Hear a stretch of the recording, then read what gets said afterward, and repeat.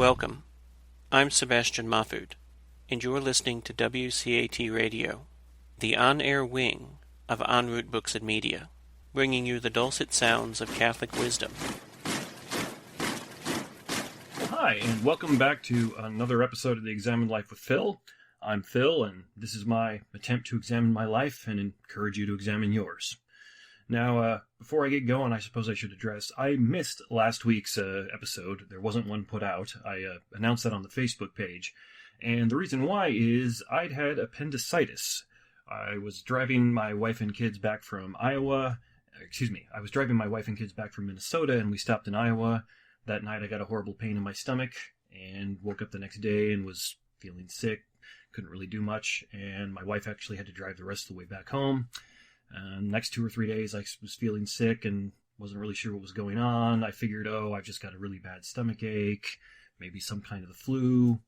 By about the second or third day, I realized by the third day, I realized I'm not getting better. I called the VA to set up an appointment to go see a doctor there, described the symptoms, and they told me, yeah, you need to go to the ER. So I went to the ER, they diagnosed me with appendicitis and took my appendix out that night. And then I was told that because of the surgery, I couldn't do much of anything for the next week or so, couldn't lift more than 10 pounds, and so on and so forth, and basically had to sit around and do nothing. So, as a consequence, I didn't get to put out a podcast last week. So, this is the one that I was planning to put out last week. I was planning to do one on evidence, so that's what I'll be putting out this week. And anyhow, I'm pretty much done recovering as best as I can tell. Everything seems back to normal. They pulled my appendix out and I'm fine and good to go. I looked at some of the data on it and I'm a little bit outside the age range where people typically get appendixes out. But then again, men have to get their appendix taken out more often than women. So I'm inside the range on that. So in one sense, I beat the odds. And in another sense, I'm right where the odds say I should be. So I'm sorry for missing an episode for that reason, but there really wasn't much I could do about it. So as I said, anyhow, this week I'm going to do a whole podcast on what is evidence and what counts as evidence, because that seems particularly germane to the discussions I've been trying to have on creation, evolution, and science, because all the time people are referencing in these discussions what they see and don't see as evidence and so on and so forth. And not only is it germane to that, but it's germane in everything and everywhere. All the time people are citing evidence for what they claim is a good reason for this or a good reason for that.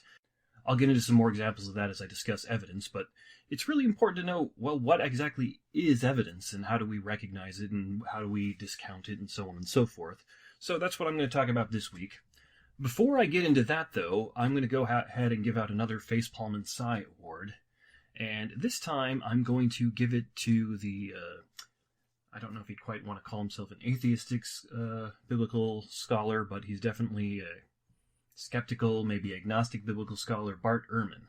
Now, I really, really like to listen to that apologetics, theology, and philosophy podcast or / radio show that comes out of England called Unbelievable.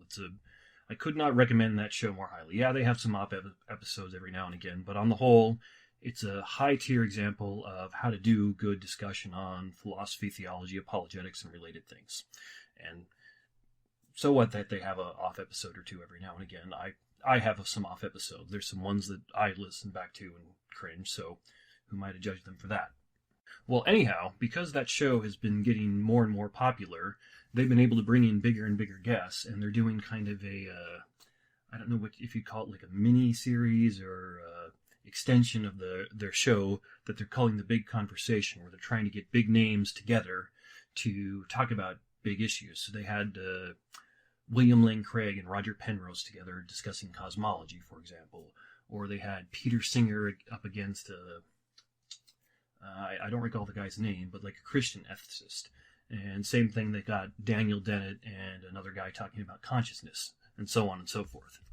So that night before I got appendicitis, when I was driving my family back from our Thanksgiving, I was listening to one of these big conversation episodes, and this one was between Peter Williams and Bart Ehrman, and they were discussing, can you trust the Gospels? Now, even if you don't follow biblical scholarship at all, you've probably heard of Bart Ehrman. He's earned a reputation as somebody who's trying to be kind of a debunker of Christianity, although I don't think he would classify himself as that. That's the reputation he's kind of earned. He's a biblical scholar who teaches out of University of North Carolina at Chapel Hill, and he used to be a very fundamentalist Christian before he lost his faith, and he claimed that losing his faith had very little to nothing to do with actually his distrust of the Gospels and Scripture in general. If you're interested about that at all in his story and what he does, he's got a lot of books out, and he's given lots of lectures which are available on the internet. You can look it up. Anyhow, the guy who was debating, Peter Williams, is a guy who works at Tyndale House, and he's written a couple of books as well, at least I think he has. I haven't actually read any of Williams's books, but there's a lecture that Williams does that you can find in a couple different formats. He's given it a couple different times. You can find it online, and it's a variant of, look for something like Peter Williams' Names in the Gospels, or something along those lines. He's developed this whole line of research wherein he compares the names that we know people had in antiquity in the first century Palestine to the names that you find in the Gospels. And the reason we know what the names are in the first century Palestine is due to things like bone documents and ancient records. Excuse me, not bone documents. Bone boxes or ossuaries where they would bury people, and then other documents and things like that. Some archaeologists and scholars have compiled that, and so you can know more or less within a small margin of error how many people in first century AD Palestine were named Matthew, how many people in first century AD were named Jesus and Mary, and so on and so forth, at least to a certain percentage. And so what Williams did is he went through and took that data, and then he compiled the data of all the names in the Gospels and compared the two of them, and he found that more or less, within a couple of percentage points, they match up, which is astonishing. And you don't want it to match up completely, because if there was a one-to-one mapping of what the archaeology says and what the Gospels say, then you'd have to suspect, well, there's some kind of conspiracy or something wrong here. But when it's within a very thin margin of error, then what you have is, at least Williams would argue, and I agree, you have very good cause to believe that whoever wrote these stories we have in the Gospels down was simply recording the stories as they were presented to him at that time. Because names are a hard thing to get right, especially if you're talking about somebody writing decades, or in case of some skeptics, they think the Gospels were composed even hundreds of years after the fact. It's very, very hard to get that right, especially then. And when texts are corrupted due to copying errors and things like that, it doesn't happen selectively. It's not like the early Christian scribes are going to mess up the claims of Christ's divinity, but then get all the names right. It would be you'd see more or less the same level of corruption everywhere. At least that's how these things generally work. So anyhow, Williams and Ehrman were arguing about these things on that Unbelievable podcast, and I'm just going to go ahead and play you a couple of clips of that. I've had to break it down quite a bit. In fact, originally when I went through and compiled the clip I was going to play for you guys here, it was like 10 minutes long, and I'm obviously not going to play you 10 minutes of this. You can find this on Unbelievable's website or podcast if you want to listen to the whole thing. As I said, I had to break it down, so the clips are going to be jumping around a little bit. But listen to see how Ehrman responds to the argument that Williams is trying to give, and see if you can spot the error. I would say, given the sort of consistency with which we, across the book of Luke, get high levels of knowledge about the land, then yes. This works very well if you have someone like, let's say, a doctor who happens to have visited Palestine and interviewed people, is that explains what we have most easily. And if no, the most easily is the problem. It would explain it. Mm-hmm. And there are lots of other things that would explain it. But yeah. So when you look at the text, I'd say either the person has been, has lived in the land, or they spent detailed conversations talking to people who lived in the land. And I'd say that about all four Gospels, that they know where the land goes up and down, that, between them, they mention 26 town names, they know traveling times and so on. When I look at, Luke, I find that there are certain, features. I can think of 4 verses in a row, say in Luke 16, where you get, he's get a dry measure and a wet measure, and then we get the sons of light as a phrase, which is a Palestinian religious phrase, and then unrighteous mammon in the next verse. And those are 4 bits of language, which I would expect really reflect the the land of Palestine. And so if we've got them in a row, it's because we actually have the wording somehow preserved. I look at a story like the story of the runaway son, the prodigal son, the two sons, however you want to call it.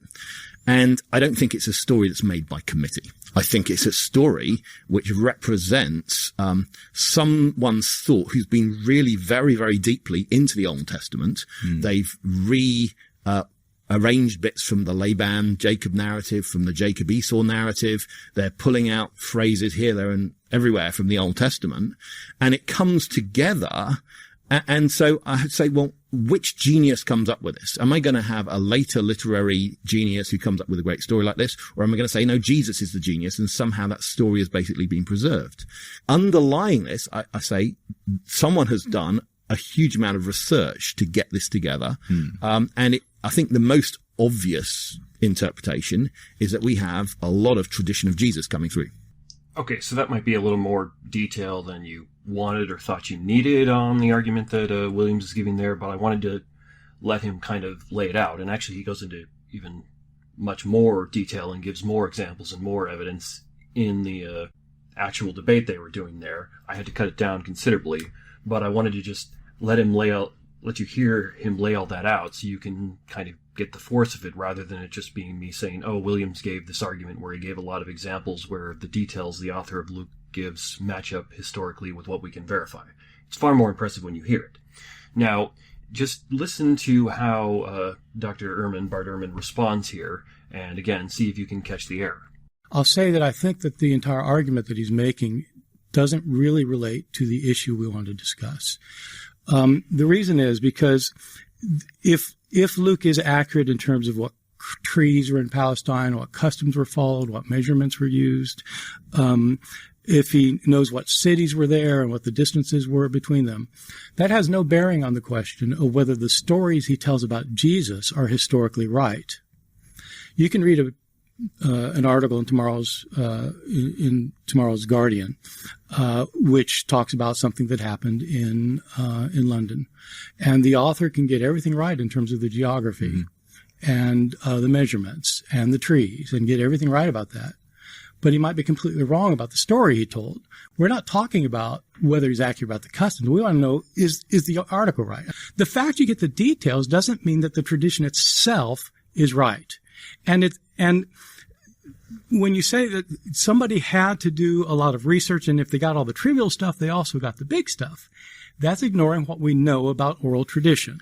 We know what happens in oral traditions, and what happens is you save little details that you get right, but you can get the entire story wrong. And so the question is, what is the evidence that the story is right? We haven't gotten to this a bit yet. Okay. What is the evidence that, in fact, there are problems with these stories? Maybe add one more thing, which is I'm not trying to prove, and I don't think I can prove, that the things go back to Jesus. Rather, I'm saying the simplest hypothesis, the thing that explains the data, is positing that Jesus said these things and they come through. That will beautifully and simply explain things. And my view is that names have nothing to do with the question. I mean, you can have Donald Trump talking about Bill and Hillary Clinton, and about Joe Biden, who is in the administration. He can name all the names. But he can tell a very false story. Yes. Yeah. And so the fact that he's got the names has no bearing on the question.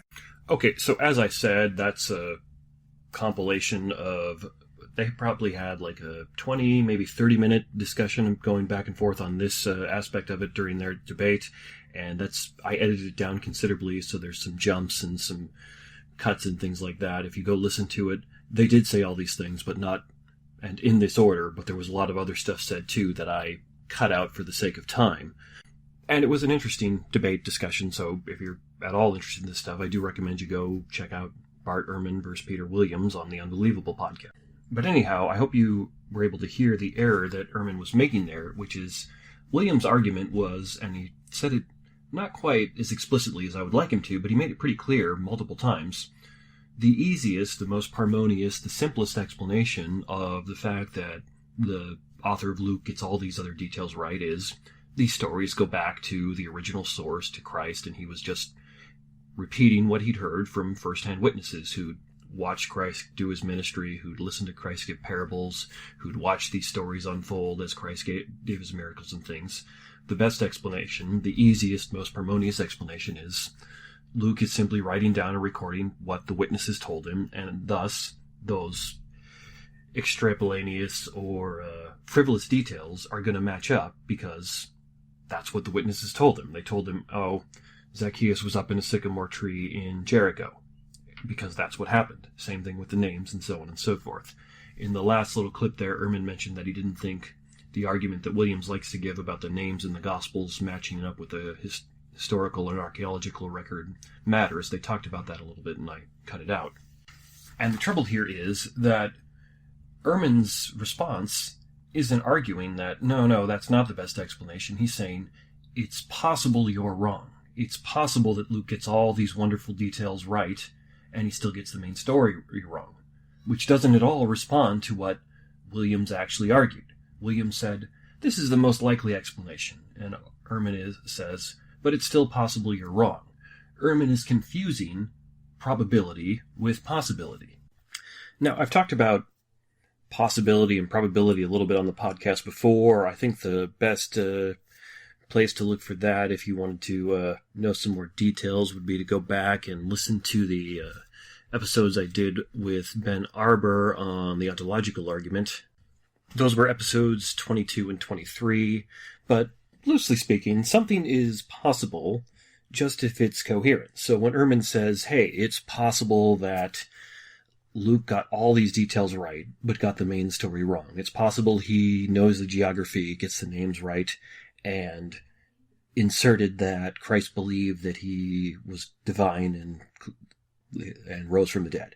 Well, sure, of course that's possible in the broad sense of coherence. But what Williams is arguing is a very, very different. He's arguing, well, what's the most likely thing? What's the most probable explanation of Luke getting all these details right that seem frivolous and trivial? What's the most likely explanation that he got those details right? It's that, generally speaking, Luke is a trustworthy source, and if we can trust him in those details we can check, then we can probably trust him in those details we can't check, such as Christ's claims to his divinity and the claim that Christ rose from the dead.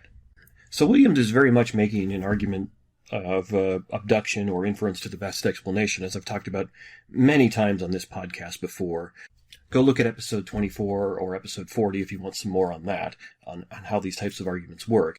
But I hope you can hear this distinction, and I know I'm harping on this, but it's important. Williams is saying we have all these details, all this evidence that Luke got right. Therefore, I think the best explanation is he's doing fairly good history. He's telling us things we can trust. And Ehrman's is saying, well, no, it's possible that Luke got all those details right and still got the main story wrong, which, again, yes, possible. But that doesn't respond to Williams' argument. Ehrman is confusing probability with possibility. And so there's a bit I cut out of this where Ehrman actually kind of, in a sense, accuses Williams of straw-manning things, not in a malicious sense. He says that Williams is arguing we can trust the Gospel of Luke for all the reasons of all this evidence that Williams talked about, but nobody in biblical scholarship who's a skeptic thinks those are the reasons we can't trust the Gospel, so he's making an argument against counter-arguments that don't exist, or something along those lines, which is, I guess, kind of a loose way of saying Williams is straw-manning the other people. But ironically enough, it seems that that's actually what Ehrman is doing, because, and I don't know if he's doing it intentionally or not here, but he's not at all responding to the actual argument that Williams is making. If I say to you, well, I think given the historical evidence and the fact that there are witnesses to this event who are still living and all the documentation, I think it's really, really highly likely that the United States actually did land astronauts on the moon when we claimed. And your response is, but it could have been faked. They could have set all that up in a soundstage. They could have done all this and all these other things, and all these witnesses could have been bought off. You didn't respond to my argument. I said, this is highly probable, and you responded with, but isn't it possible that you're wrong? Well, of course it's possible I'm wrong. It's almost always possible that anybody's wrong about anything they say. That's life. And so, I don't know if Ehrman is doing this intentionally or not. He's a seasoned enough debater. He's done lots of debates on these kind of things, and he's knowledgeable enough that my inclination would be to say he probably should know better, because he's been around the block when it comes to debates on biblical scholarship. He's well regarded as an expert on biblical scholarship, even by people who disagree with virtually everything he says. So he probably should know better. And this is me speculating a bit. If you know anything about Ehrman's story, he came from a very, very fundamentalist Christian group that took the Bible in an ultra-literal, ultra-seriously fashion. They wouldn't be classified quite as strong as, say, people who are like King James onlyist, but pretty close. If you listen to episode 30, where I gave 2 points on biblical inerrancy and talked about the range or scale of inerrancy, he would have been in a stronger position than those like John Wesley or Albert Mohler, who say it's all or nothing. Either the Bible's true or it's false. Well, the people Ehrman was associated with when he was getting his started in his career, when he was still a fundamentalist Christian, they probably took a stronger stance than that. That's how strong he was. And so part of me wonders if maybe the reason why he makes this error of failing to distinguish between possibility and probability is that that's not a distinction that people who take such an ultra-strong stance on inerrancy are really willing or able to make. They view it in such an all-or-nothing fashion that for them, if it's even possible something's wrong, it must be. And that's why if you ever meet somebody who is that ultra-strong in these kind of things and, say, defending biblical inerrancy, they're very unlikely to even admit there are problems or issues that need to be sorted out or worked through. At least, well, some of them are more honest about this than others. But I think the reason why they're unwilling to do that is they have this idea that in order for something to be true, it has to be absolutely certain. In order for Scripture to be true, in order for it to be God's Word, it has to be absolutely certain. We have to know beyond all possibility that it is true, that it is certain. And somebody like Ehrman then comes along and starts leaving his faith for various reasons and looks at Scripture and realizes, well, there's all these other ways to interpret it. There's all these ways that it could possibly be false. There's all these ways that it could be wrong, that the authors of Scripture could have made errors or something along those lines. Therefore, I have to throw the whole thing out, because now it's possible that it's wrong. And what he's done there, again, is confuse possibility with probability. I'm not ever going to argue that any part of the Bible is not even possibly wrong. That's ridiculous. Everything you can ever think of is going to be at least possibly wrong, with the exception of tautologies and statements of contradiction. It's always going to be the case that I'm going to be right to say there are no married bachelors, there are no square circles. It's always going to be true to say that black cat is a black cat and has the properties that comes from being being a black cat. But absent some things like that, it's always possible you're wrong about anything you're saying. It's always possible the interpretation you're making of Scripture is wrong. It's always possible that whatever historical explanation you want to give for anything, whether we're talking about the Gospels and the resurrection of Christ or other ancient events like, say, the Battle of Thermopylae or something like that, it's always possible that you're wrong and there's another explanation that, well, improbable, could actually happen. But that's not how we live our life. That's not how you can go through life. You have to actually think about these things and determine, well, what's most likely, what's most probable. That's actually how we have to do almost all of our reasoning most of the time, is consider all the evidence we can find and come to the best conclusion we can and go with, well, what's most likely, what's most probable. In the real world, in real life, you almost never get this deductive, absolute certainty, banging your fist on the table, it must be true, it's not possible that I'm wrong. You can say that about 2 + 2 = 4. You can say that about some logical theorems or some baseline logic stuff like that, but pretty much nothing else.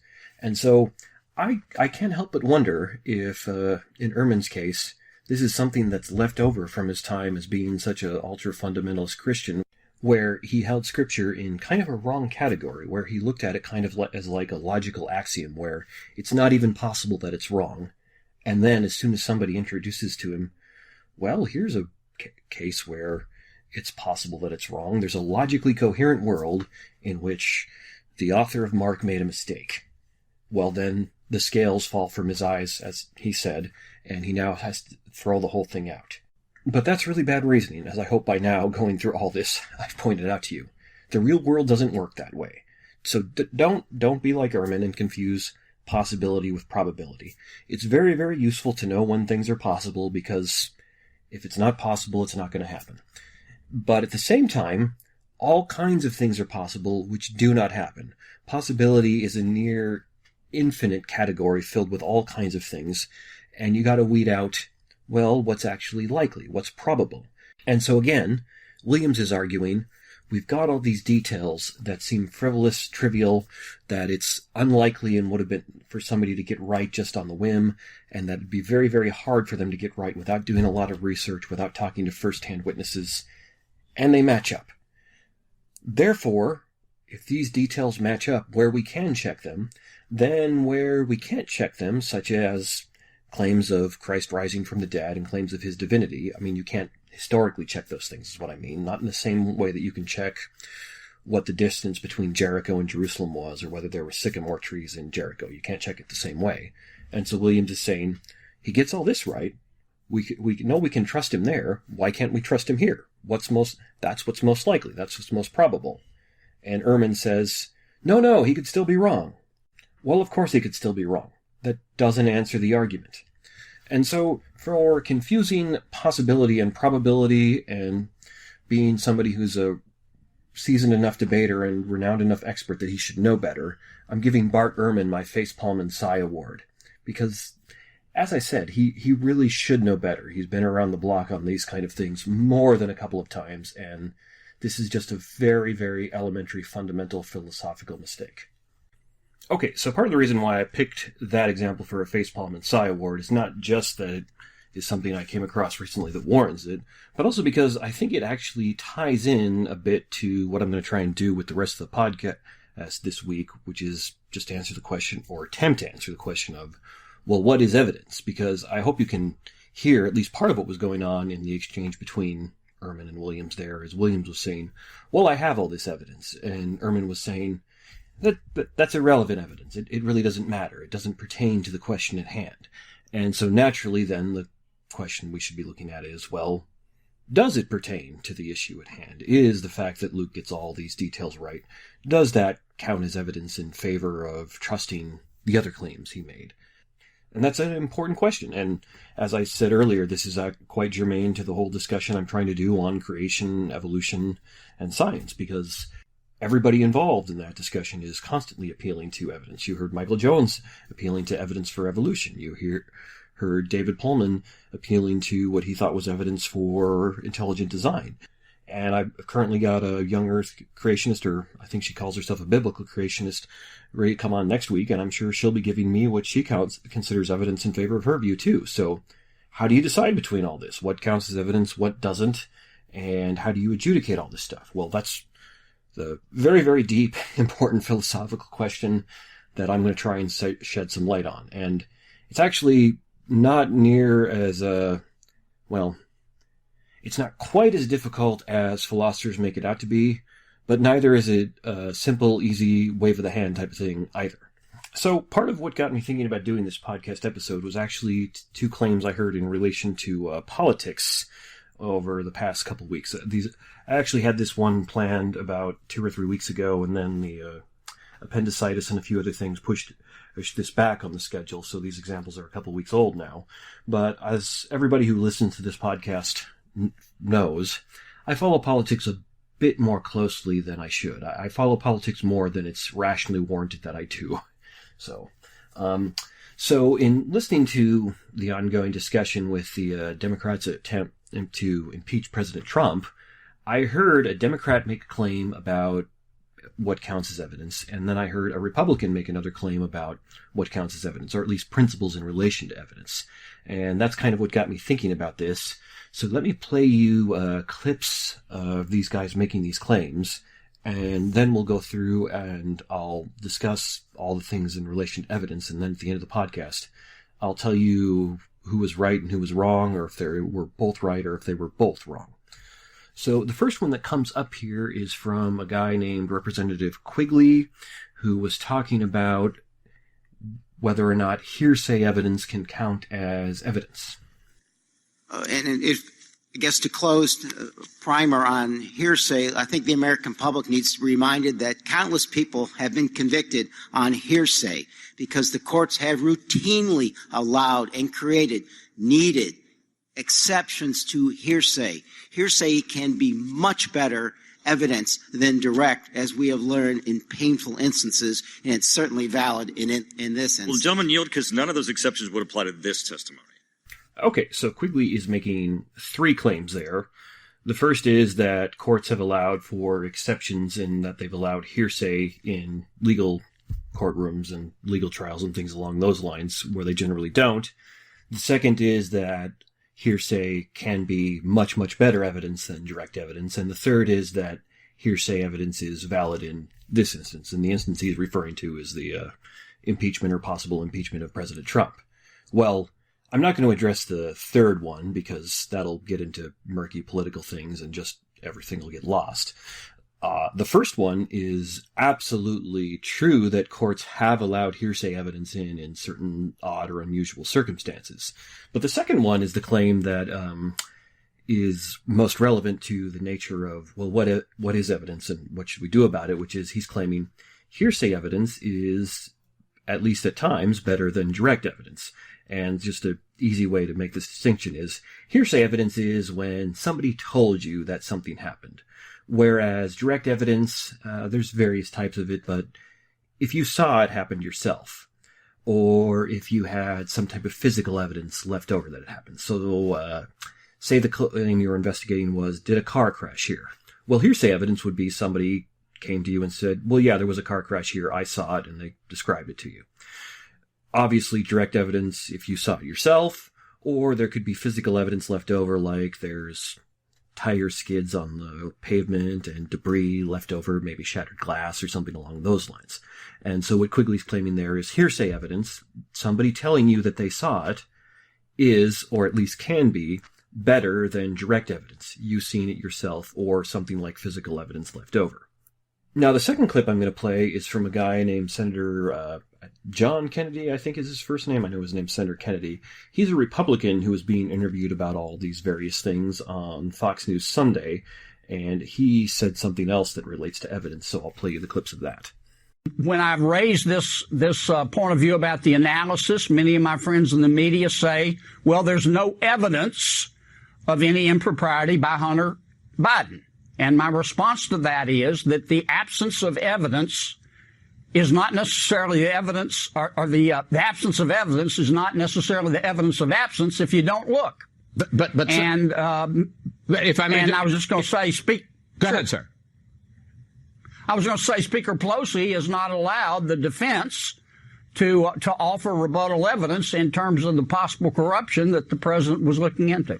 Senator Kennedy, who do you believe was responsible for hacking the DNC and Clinton campaign computers, their emails? Was it Russia or Ukraine? I don't know, nor do you, nor do any of us. Ms. Hill, well, I mean, let me just interrupt to say the entire intelligence community says it was Russia. Right, but it could also be Ukraine. I'm not saying that I know one way or the other. I'm saying that Ms. Hill is entitled to her opinion, but no rebuttal evidence was allowed to be offered.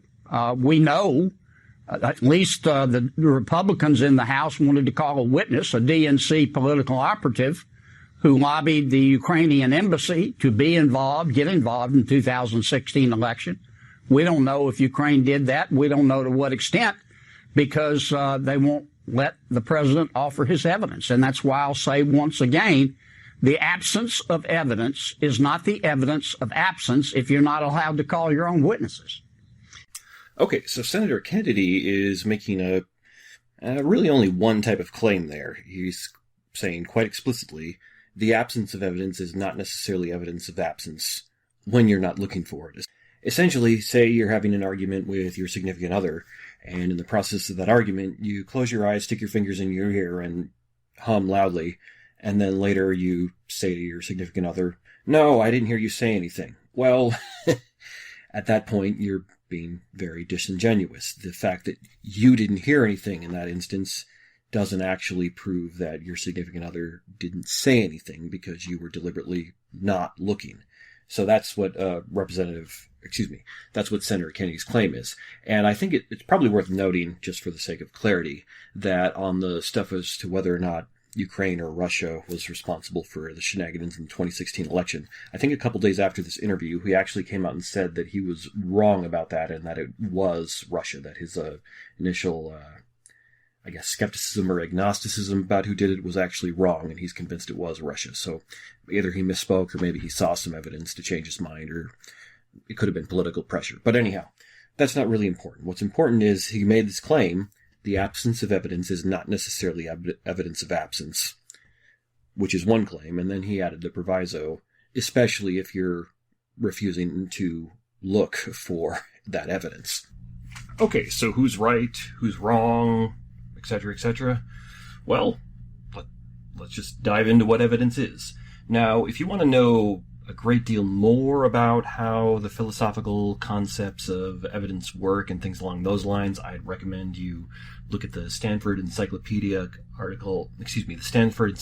Philosophy article on evidence. It's quite well written and goes into a lot of the philosophical depth of it. I'm going to actually avoid a lot of that because a lot of that, in my opinion, gets lost in the weeds too much and isn't really relevant to the actual claims we're trying to adjudicate, which is, well, what counts as evidence and when? And the reality is, what counts as evidence is radically context dependent. What counts as evidence for a murder is not going to be evidence in relation to, say, the dispute that Ehrman and Williams were having over whether we could trust the Gospels. What counts as evidence as to whether or not we can trust the Gospels? Well, that's not going to be evidence in relation to a murder. And on we go. I mean, what counts as evidence that, say, President Trump should be impeached isn't going to have anything to do with whether or not we landed on the moon in the 60s. Evidence is radically context dependent, and that's one of the reasons I think why it's very, very difficult to give a strict analytical definition of evidence, because what counts as evidence is dependent on what you're trying to demonstrate, what you're trying to prove, what you're trying to look at. It's just another one of those terms that's really tricky to give a strict analytical definition to, things like the good, time, or evil. And I've mentioned those in passing on the podcast before, that it's just really, really hard to strictly analytically define some things without referring to another thing, like time or the good, and so on and so forth. But the distinction here is that with things like the good, time, and evil, and perhaps even, say, beauty, there's a lot of philosophical messiness going on as to how you actually go about defining these, and that's where the problem comes in. But with evidence, it's because it's so radically and highly dependent on the context, upon what you're trying to prove as far as what it actually is. So now here's a quote from that Stanford Encyclopedia Philosophy article on evidence. This is from Thomas Kelly, who wrote that article. He says, "When one compares philosophical accounts of evidence with the way the concept is often employed in non-philosophical contexts, a tension soon emerges. Consider first the kind of things which non-philosophers are apt to count as evidence. For the forensics expert, evidence might consist of fingerprints on a gun, a bloodied knife, or a semen-stained dress. Evidence is, pragmatically, the kind of things which one might place in a plastic bag and label Exhibit A. Thus, a criminal defense attorney might float the hypothesis that the evidence which seems to incriminate his client was planted by a corrupt law enforcement official, or hope for it to be misplaced by a careless clerk. For an archaeologist, evidence is the sort of thing which one might dig up from the ground and carefully send back to one's laboratory for further analysis. Similarly, for the historian, evidence might consist of hitherto overlooked documents recently discovered in an archive or in an individual's personal library. Reflection on examples such as these naturally suggests that evidence consists pragmatically of physical objects, or perhaps physical objects arranged in certain ways. For presumably, physical objects are the sort of thing which one might place in plastic bags, dig up from the ground, send to a laboratory, or discover among the belongings of an individual of historical interest." Now, when you get into talking about evidence in a philosophical sense, you'll probably quickly come across people who are empiricists and those who are not empiricists. There's other ways to divide that, but that's a reasonable way. Empiricists are people who think that knowledge has to come from your senses. It has to come from what you observe, from what's empirical. Whereas not empiricists, they might think that, well, it comes from anywhere else, or possibly is a mix of what's empirical and what's not, what you can think about. For example, both Bertrand Russell and the philosopher V.W. Quine were empiricists who held that evidence is something that, like your sense perceptions, it's something that presents itself to your sense perceptions. It's the phenomena of digging up something in the ground and sending it back to the lab. It's the phenomena of the fingerprints on the gun, and so on and so forth. So according to Russell and Quine, all evidence is empirical as it's something that you see or sense with your cognitive faculties. And thus from that you can determine that all evidence is a posteriori. That is, it's something that you can't get by just sitting in your chair and thinking about it. It's not a priori. That's the distinction between a priori and a posteriori, which I've, again, talked about a little bit before on the podcast. If it's a priori, you can sit in your chair and just reason your way out. If it's a posteriori, you've got to get up and do some work, have some empirical data to back up what you're going to do. But really, it's actually not quite that simple, because most people, I think, most of us, would intuitively recognize that something that's a self-refuting proposition or a contradiction, well, there's a priori evidence against that. That is, I think you can have, in a certain sense at least, a priori evidence against the idea that there's a married bachelor or a square circle. Those are contradictory notions. You know that contradictions don't exist. Therefore, you can have a priori evidence against those things. Likewise, I would want to argue, per things like modal logic, that coherence in and of itself, the idea that something is possible, is at least possibly evidence in favor of something existing, because if something's incoherent, then it's impossible, like the square circle or the married bachelor, therefore you know it doesn't exist. So if something is coherent, that's at least minor, maybe very, very weak evidence in favor of its existence. So, hence all the difficulties, hence why this is a messy philosophical subject, and I could be mistaken on this, but to my knowledge, philosophers aren't even really in broad agreement on what the evidence is. For example, this was, let me think now. About 5 years ago, I went to my alma mater, Evangel University, to listen to a lecture from a philosopher who was actually from Colorado named Justin McBriar.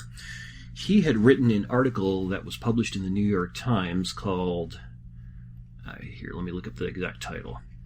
The article he'd written, and pardon me, this was 4 years ago, it was published in March of 2015, is Why Our Children Don't Think There Are Moral Facts. And he was giving a lecture based on that at Evangel University called Why the Fact-Opinion Dichotomy is Harmful.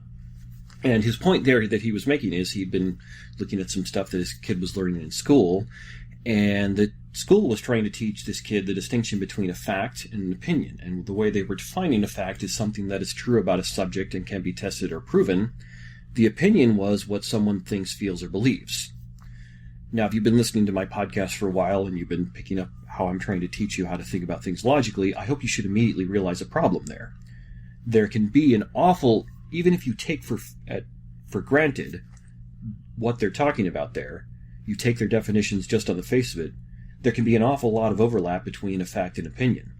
The example this guy used in his article was, well, hey, is it a fact or an opinion that George Washington was the first president of the United States? And his kid told him it's a fact. And then the philosopher was like, well, but I believe it, so doesn't that make it my opinion?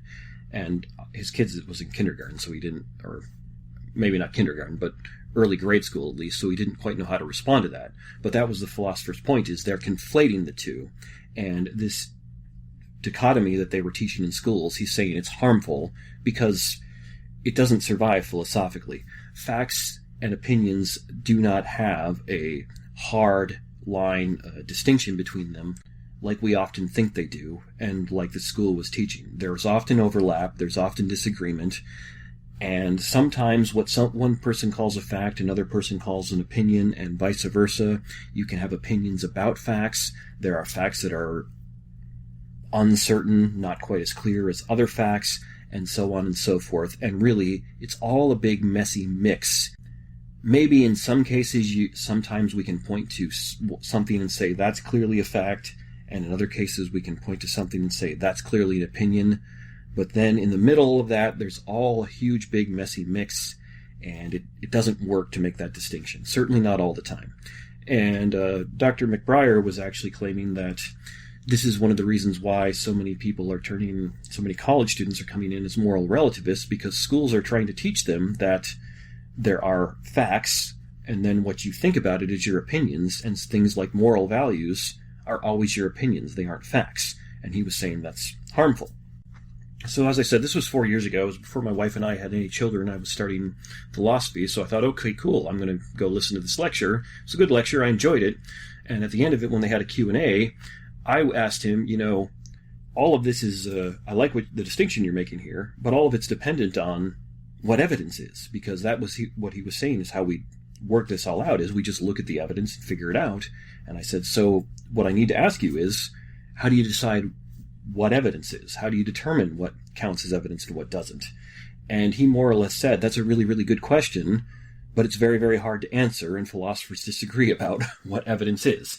So he didn't dodge it in the sense of avoiding it. He basically said, that's a very good and very hard question, and I can't answer it here because it's difficult to deal with. And so the point of that little story is that evidence is difficult to define, and philosophers disagree about how to define it. And so rather than trying to get into the messy weeds and figure out, well, should you take a empiricist or non-empiricist stance? Should you be a realist or an anti-realist?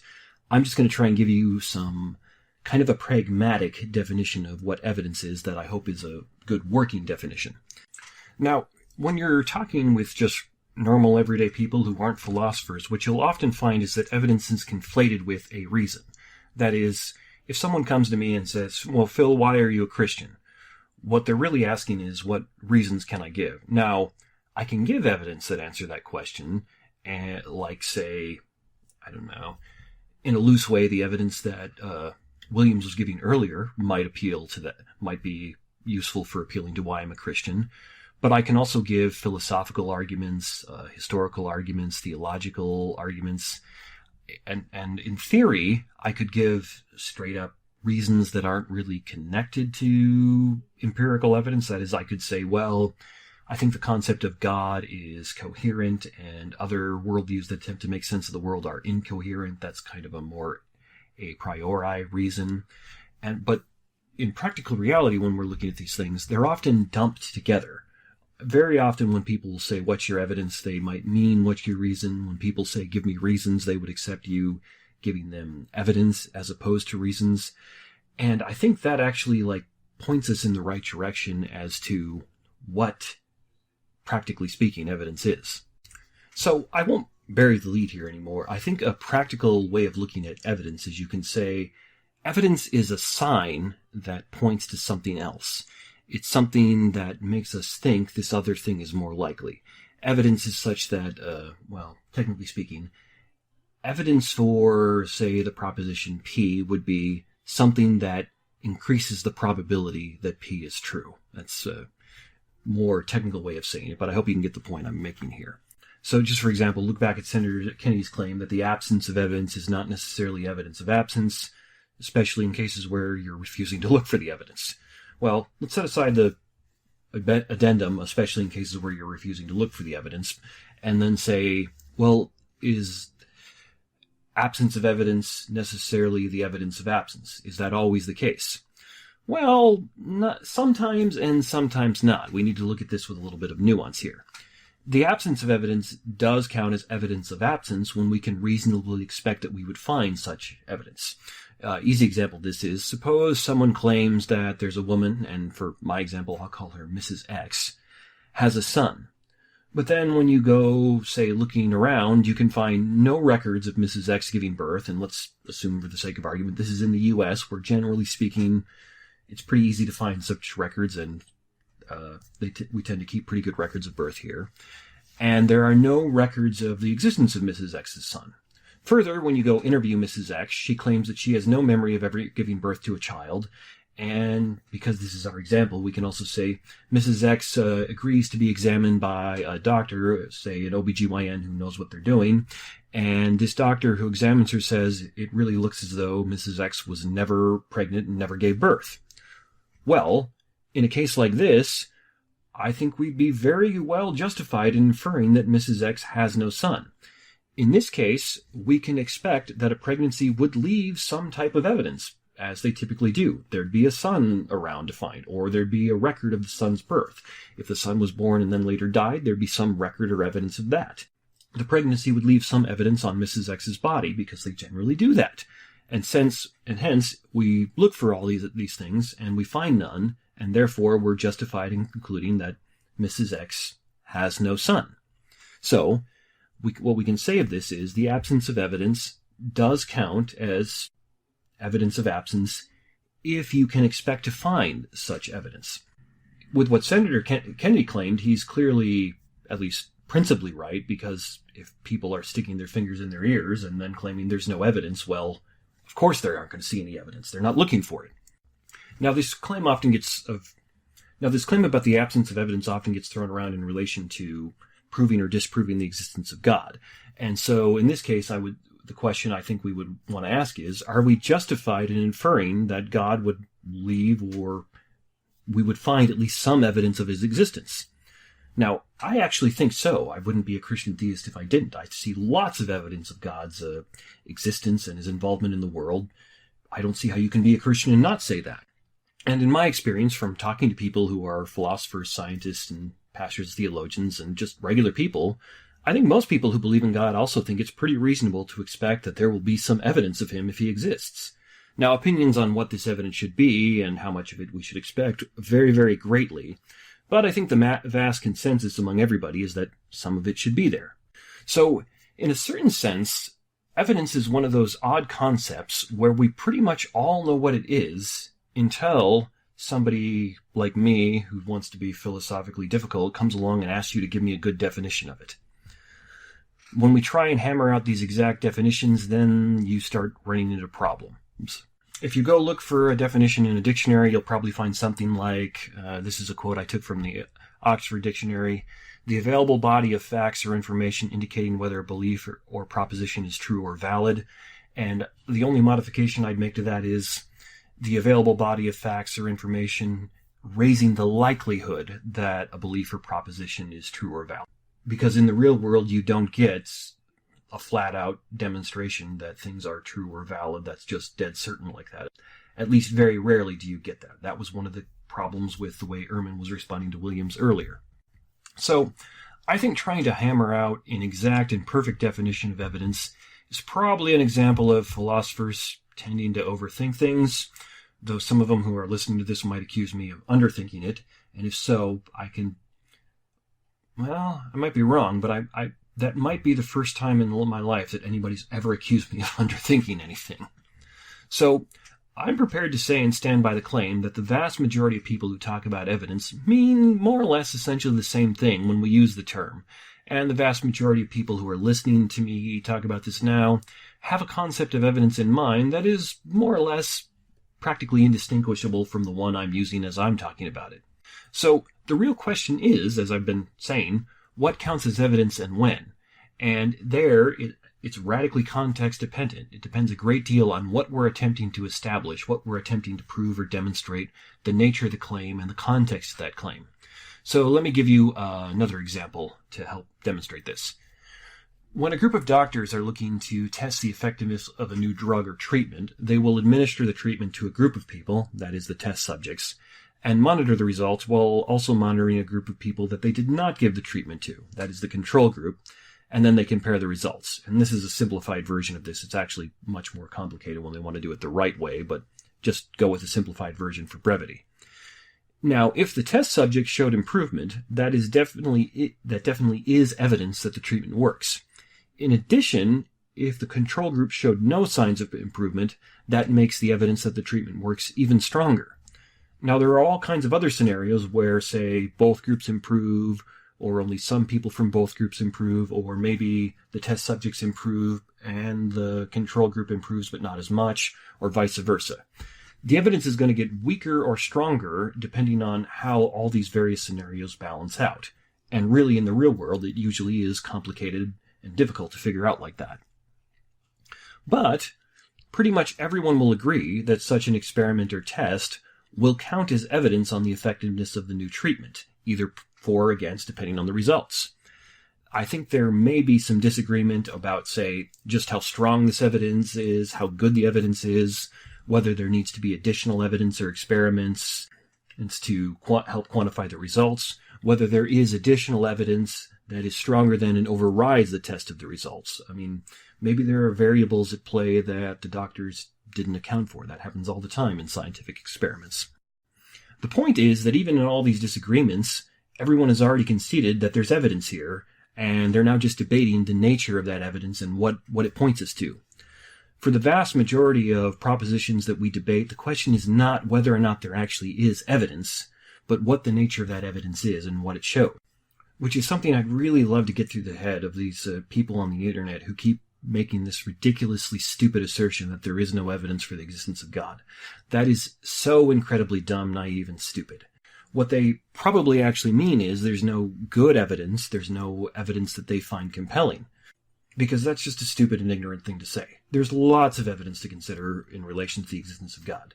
Now, maybe you don't think it's compelling evidence. You don't think it's good evidence. You don't think it demonstrates the existence of God. Well, we can have a discussion about that, like you would in the example of these doctors testing this treatment.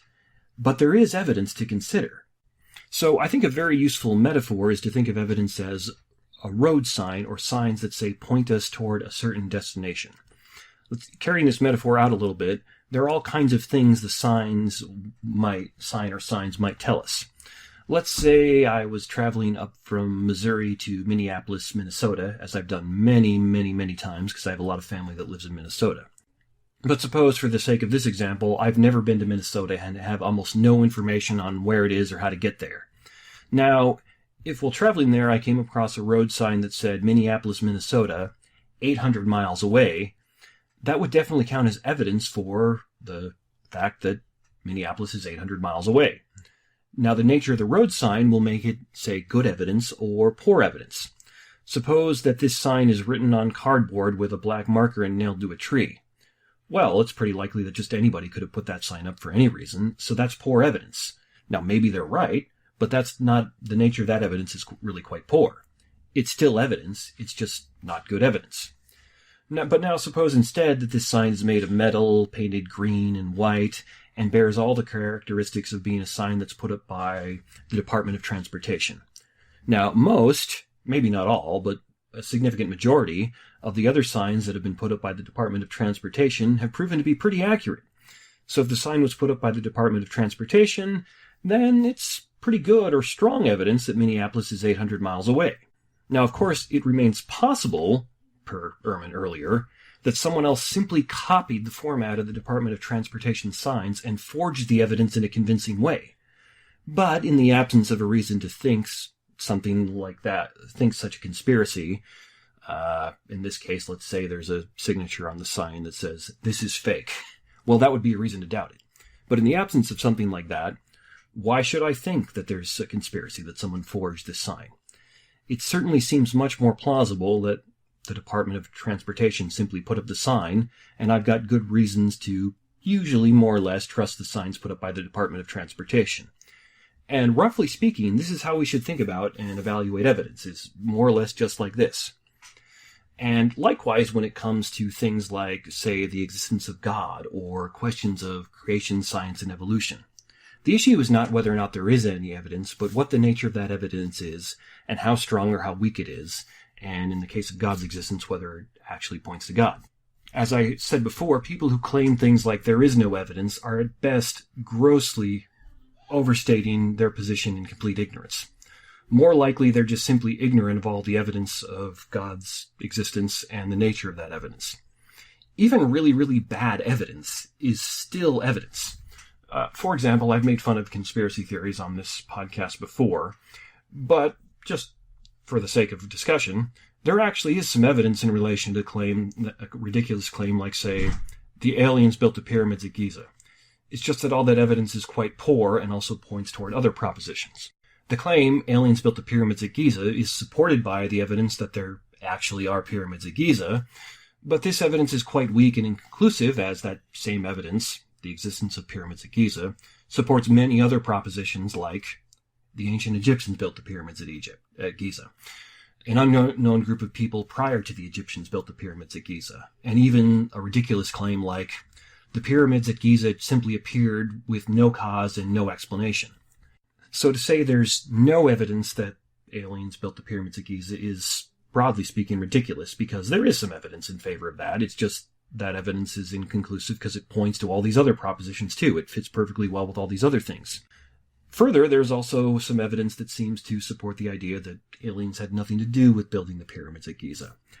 It's perfectly reasonable to expect that if aliens had built the pyramids there, we'd see some evidence that points to this idea, and this idea alone, as opposed to all these other propositions as well. There'd be some evidence left over that makes this theory more likely than the other theories. However, the evidence that we do see around the pyramids and their construction and things like this, that could be construed as pointing to aliens, also points to all these other theories, and all these other theories actually have additional evidence in favor of them.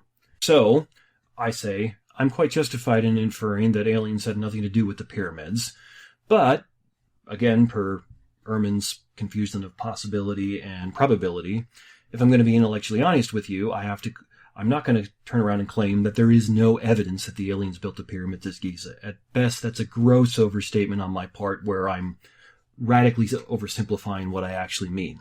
There is some evidence. It's just that all that evidence is either really poor or better explained by other theories. Good example of this that's in relation to creation science and evolution. When I was I don't remember how old I was, maybe 10 or 12, my parents took me to a young Earth creationist seminar or conference that was being put on by Ken Ham. And he made a statement there that said, where he was talking about Noah's flood, and Ken Ham thinks Noah's flood was a worldwide catastrophic event that covered the whole of all the continents in water. And he said, well, what would you find if you had a worldwide cataclysmic event like Noah's flood that covered everything? You'd find billions of dead things laid down by water all over the earth. Well, what do you find? Billions of dead things laid down by water all over the earth. Sounded pretty good to me at the time. But if you stop and think about that a little bit, you're going to realize, oh, that's actually kind of like the example of the aliens in the pyramids. Yeah, he's right about that, but billions of dead things laid down by water all over the earth also supports old earth creationism. It also supports virtually every theory of evolution that there is, from theistic to the most naturalistic atheistic evolution there is. It's very inconclusive evidence in and of itself because all these various theories fit with that. All of them predict that. Therefore, you can't look at billions of dead things laid down by water all over the earth as evidence for young earth creationism, for a worldwide Noah's flood, because all these other theories, it fits with them too. And I hope you can see by now that Representative Quigley's claim that hearsay is or can be better evidence than direct evidence is frankly just absolute nonsense. It is true that courts have allowed hearsay evidence in some circumstances, but that's only because those are rare and unusual circumstances where the direct evidence isn't accessible. It's hearsay evidence where, say, somebody gave a confession on their deathbed and is now dead, so they can't be examined on the stand. Well, it's hearsay evidence at that point, but there's no way to examine that person on the stand. There's no way to get them to testify and give direct evidence. So the idea that hearsay evidence is or can be better than direct evidence is just nonsense and ridiculous. Hearsay evidence is always going to be by nature poorer and less compelling than direct evidence or physical evidence or any other kind of things like that. The only possible exception I can think of, if we think about it really, really hard, is let's say you had something like 50 people offering you hearsay evidence that what you saw was wrong.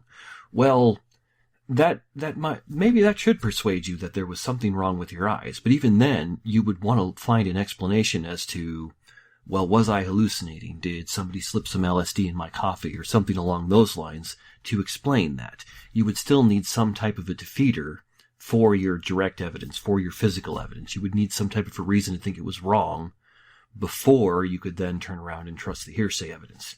Hearsay evidence is, by its very nature, lesser and not as good as things like direct evidence or physical evidence or many other types of evidence. So one final note I want to make here is you'll often hear people claim things like, oh, this is irrefutable evidence for this claim. This is irrefutable evidence in favor of this. That's just hogwash. There's not irrefutable evidence in favor of anything. There's no such thing as irrefutable evidence. If anyone ever tells you they have irrefutable evidence for something, I'd advise you to just stop listening to them. There is no such thing as evidence that cannot be refuted. If evidence is, as I said, practically speaking, a sign that points us to something else, well, there's always a way that sign can be wrong. There's always a way you can misinterpret it. There's always a chance, at least a chance, that there's another sign that points to something else in a stronger sense. So there's just no such thing as irrefutable evidence. People who say otherwise either just don't know what they're talking about, or if they truly believe their evidence is irrefutable, then they won't be open to discussion or disagreement, because it's irrefutable. And this ties back into how people will often conflate evidence with reasons. That is, they'll say, give me evidence, when they mean reasons, and vice versa. Reasons can be refuted all the time, and you can actually have irrefutable reasons in favor of some minor things. That's one of the lessons that Descartes gave us, is it's irrefutable to say, I exist. I think, therefore I am, I exist. That's irrefutable. Now, that's not very much, and there's only a few other minor things that you could say are irrefutable, but you can have a couple of basic level propositions like that at least maybe are irrefutable. And this is a common category mistake that people make. All natural, scientific, and other non-legal laws, for example, are propositions, not evidence. A proposition is where we make this claim, such as gravity is that which, when all other things are equal matter, will tend to attract other matter. And the evidence, we might say, we can give in favor of that are the examples that, hey, it's always worked that way. In the case of gravity, things falling to the earth is evidence in favor of that. Now, as I said, there are some irrefutable or indisputable propositions, and these are things like tautologies or maybe properly basic beliefs, but that's controversial. For example, the cat is a cat is a tautology, and that's irrefutable. I exist, per Descartes, I think that's a properly basic belief, and if so, that's probably irrefutable. Neither of these things can be denied without absurdity or contradiction. But those things are not evidence. Evidences are the reasons or the signs that point us toward those things. And evidences and signs can always be refutable. There is no such thing as irrefutable evidence.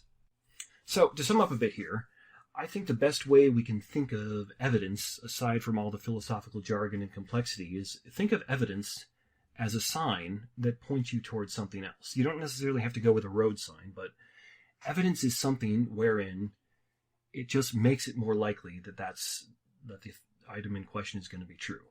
So in the case of, say, the claim that the world is older than 6,000 years, evidence in favor of that would be something that makes it more likely than not that the world is older than 6,000 years. And vice versa. If your claim is the world is only 6,000 years old, evidence in favor of that would be something that makes it more likely than not that the world is only 6,000 years old.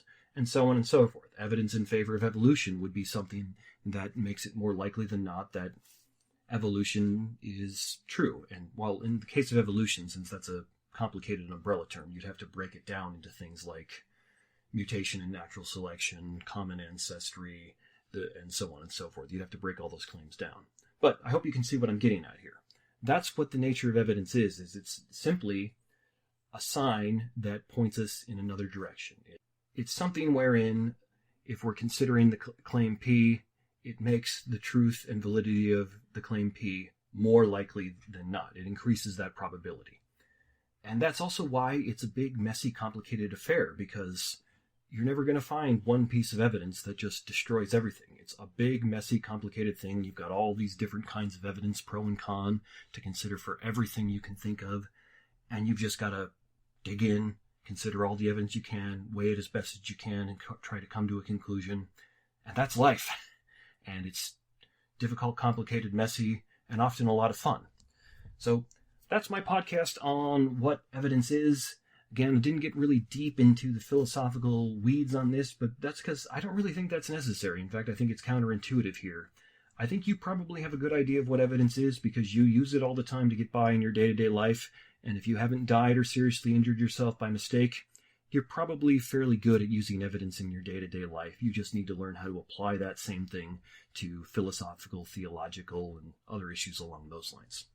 So, as always, write in and let me know what you think. What do you think about this practical definition of evidence I gave? What do you think about Ehrman confusing possibility with probability? Do you have other examples where people have confused possibility with probability? How do you like the series I'm doing on creation, evolution, and science? Write in, let me know what you think. You can reach me for any kind of comment or critique at theexaminedlifewithphil@gmail.com. And of course, I've started a Facebook group for the podcast called The Examined Life with Phil. You're always welcome to contact me or comment me there. I try and post interesting or funny things throughout the week in addition to the podcast. Again, sorry for taking a week off because of my appendicitis there, but I don't think that could really be helped. If you like the podcast and what I'm doing here, share it on your social media, give it a rating on whatever podcast app you use. And of course, I need to mention that, again, on January the 6th, in the evening there at the Library Center in Springfield, Missouri, I'm going to be having a debate. I'm going to be having a debate with David Van Weber on inerrancy, and we're all really, really looking forward to that. It should be very fun. David's a good guy. I've had coffee with him. We've discussed this. We disagree, but he's a cordial gentleman, and we should be able to have a wonderful exchange. Should be a fun evening. So if you live in that area, please come out to see us in that debate and ask both David and me some really, really hard questions that are going to stump us, because that's what's good. That's what should be the most fun, is if somebody in the Q&A can stump us. Okay, so thanks again for listening, and I will be back again next week. Hello, God's beloved. I'm Annabelle Mosley, author, professor of theology, and host of Then Sings My Soul and Destination Sainthood on WCAT Radio. I invite you to listen in and find inspiration along this sacred journey we're traveling together to make our lives a masterpiece and, with God's grace, become saints. Join me, Annabelle Mosley, for Then Sings My Soul and Destination Sainthood on WCAT Radio. God bless you. Remember, you're never alone. God is always with you.